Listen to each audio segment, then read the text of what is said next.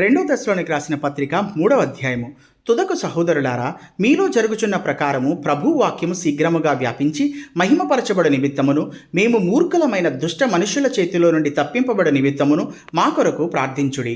విశ్వాసము అందరికీ లేదు, అయితే ప్రభు నమ్మదగినవాడు. ఆయన మిమ్మల్ని స్థిరపరిచి దుష్టత్వము నుండి కాపాడును. మేము మీకు ఆజ్ఞాపించు వాటిని మీరు చేయుచున్నారనియు ఇక చేయుదురనియు ప్రభునందు మిమ్మల్ని గూర్చి నమ్మకము కలిగి ఉన్నాము. దేవుని అందలి ప్రేమయు క్రీస్తు చూపిన ఓర్పును మీకు కలుగునట్లు ప్రభు మీ హృదయములను ప్రేరేపించునుగాక. సహోదరులారా, మా వలన పొందిన బోధన ప్రకారము కాక అక్రమముగా నడుచుకుని ప్రతి సహోదరుని యొద్ద నుండి తొలగిపోవలనని మన ప్రభు అయిన యేసుక్రీస్తు పేరట మీకు ఆజ్ఞాపించుచున్నాము.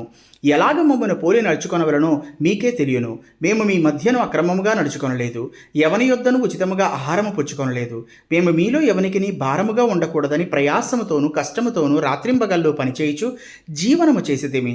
మీరు మమ్మను పోలి నడుచుకొనవలనని మమ్మను మేము మాదిరిగా కనపరుచుకొనుటే ఇలాగు చేసితిమి గాని మాకు అధికారము లేదని చేయలేదు.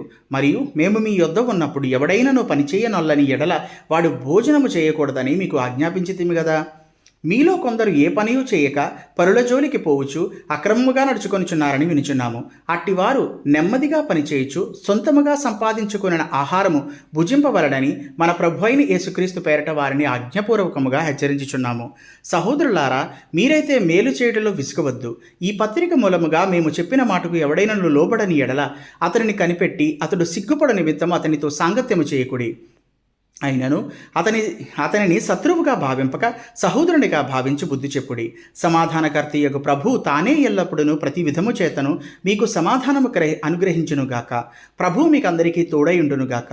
పౌలను నేను నా చేవ్రాతతో వందనమని వ్రాయిచున్నాను. ప్రతి ప్రతిక్రియ యందును అదే గురుతు. నేను వ్రాయుట ఇలాగే. మన ప్రభు అయిన యేసుక్రీస్తు కృప మీ అందరికీ తోడైయుండునుగాక.